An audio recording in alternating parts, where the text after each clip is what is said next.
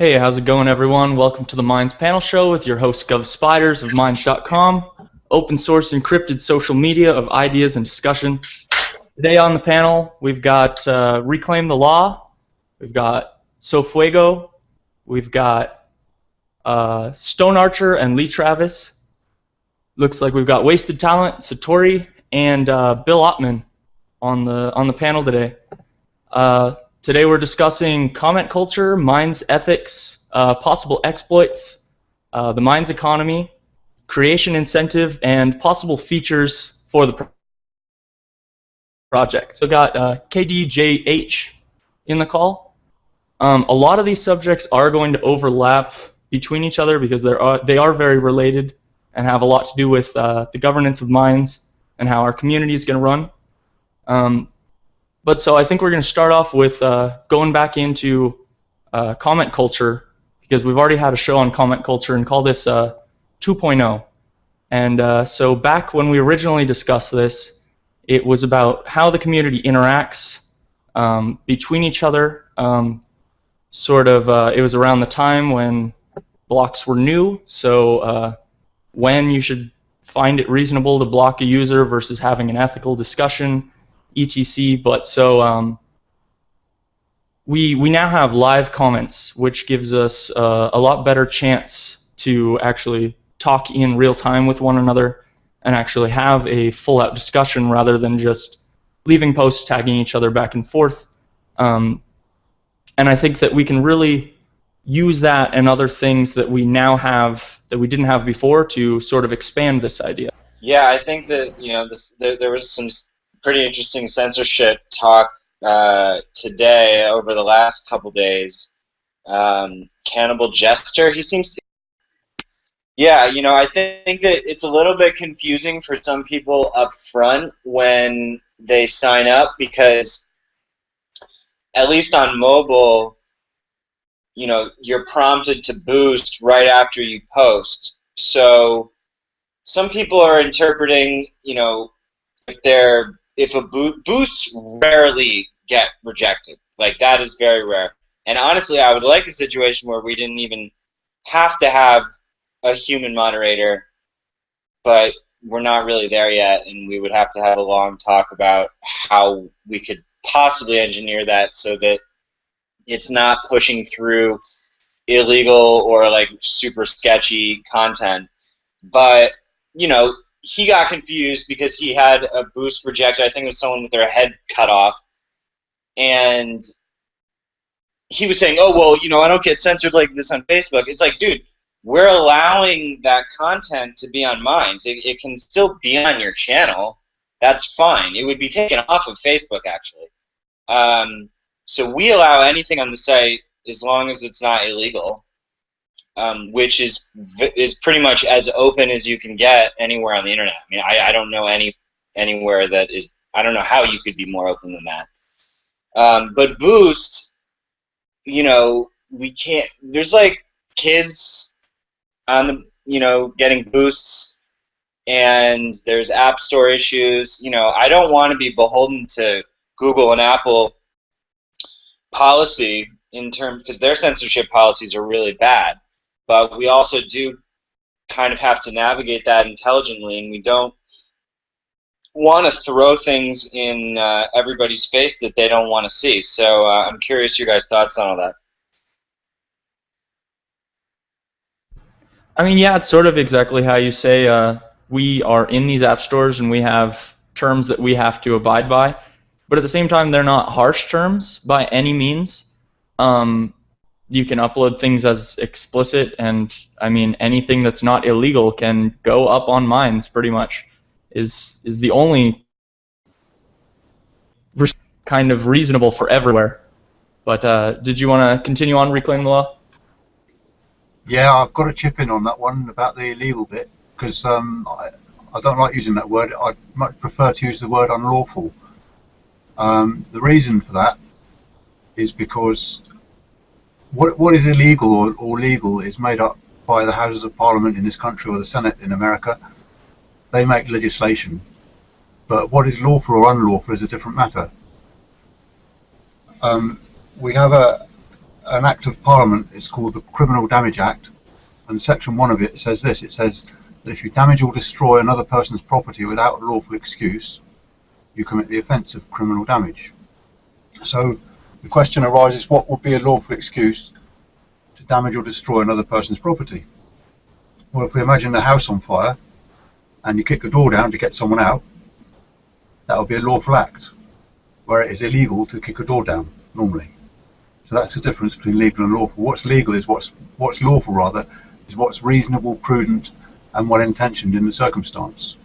Don't knock the whole house down to get someone out, so kick the door in, sort of thing. I'm exaggerating and making it stupid, but that's the difference. I mean, it can extend right up to, it being lawful to shoot someone in the street who's got a gun who's shooting other people, or even to take a gun off somebody else and then shoot that person who's shooting all the people in the street. That would be a lawful act, where normally to take a gun off somebody and shoot somebody in the street would be assault, battery, theft of a firearm, unlawful possession and use in danger of public life, discharging a weapon in a public place, and murder, and you spend 30 years in prison for it. So you see the difference between legal and lawful. So I just got to pick up on that really strongly, because I think we should make that distinction rather than what's illegal and what's legal or illegal. We're bowing to government legislation, and for me the whole point of my life really is to challenge unlawful legislation, such as the legislation allowing fracking, such as the legislation prohibiting use of cannabis, etc., etc. So if we could somehow, I don't know, just use that word rather than legal. I really dislike using that word legal or illegal in the context of my behaviour or the behaviour of anybody. Yeah, I appreciate that point. I hadn't really considered that. I would definitely try to use the word lawful more often, but that gets hairy when you're running policy of a network that has to abide by certain laws, because you could argue, what Snowden did was lawful. You could argue, and maybe it was. Most of us are happy that it happened, but in terms of policy, it gets a little tricky. So, what do you think about that? Well, I agree with you. It's going to be tricky, but it wouldn't be perhaps. I'm thinking on the fly here. I haven't considered this before at all, but I'm thinking on the fly. And perhaps if there's going to be like an agreement which people sort of agree to, like a terms of service sort of thing, would it be that we expect everybody to behave lawfully? It's up to the person to decide what's lawful or not, but each person takes responsibility for their own actions. So if it's found to be unlawful, then the network wouldn't necessarily suffer. I don't see how any government or governing body could really object to that. We're saying explicitly that content has to be lawful, and we're explaining what we mean by lawful, and leaving it up to individual people to decide whether what they're doing is lawful or not. I mean, then community consensus comes in. If things come in dodgy, then I presume it will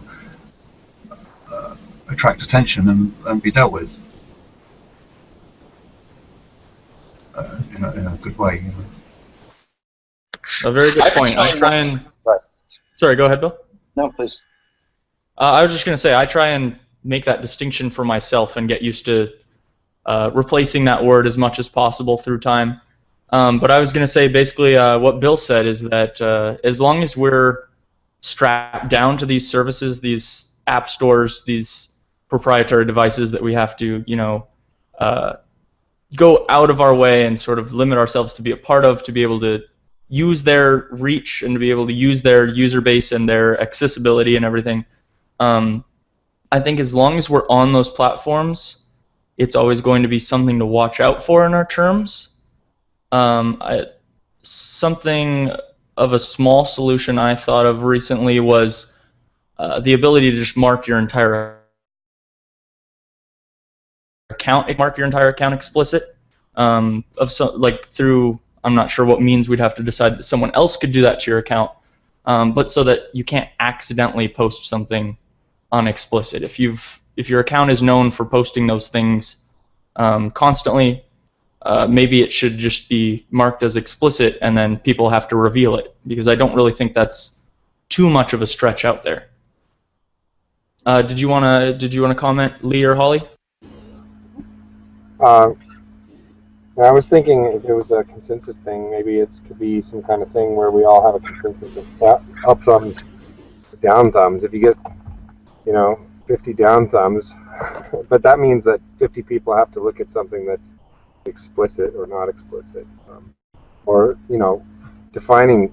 At what point do we define what's legal and what's not legal? I guess child pornography would be something that we don't want.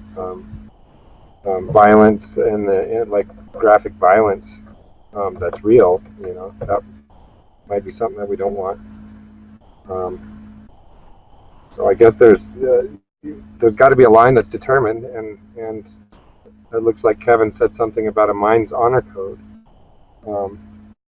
But any kind of code, we all have to have some sort of agreement. So maybe there can be a list of things, and then it can be voted upon, I guess, as a consensus thing for the main. Some people won't use it, but the main Mind members will probably go ahead and do their vote. Cub Spiders, I think what you're saying about, for sure on the downvoting, it's hard to decide what the threshold would be for if something gets enough downvotes, what would then happen to that piece of content. I think what Gov Spiders is saying about marking the whole channel explicit, that you would do that yourself or an admin would do it, and then you could just post whatever you want. You wouldn't have to worry, and there would be a way for you as a channel to opt in to seeing all explicit content, which I personally would do, because I don't really have a problem with seeing explicit content. Like, I can handle it, and I actually prefer to exist in a environment where there's explicit content. But a lot of people might not do that. As of right now, we have it so you have to mark individual pieces explicit, and it seems like there's a couple bugs with it as well. So I think a blanket thing for a channel would be good. But then that also limits, people would just have to be very aware that if you become an explicit channel, it's going to be limited for who can see you up front, and so it might limit your reach to do that, which is unfortunate, and you don't want to create that. But I think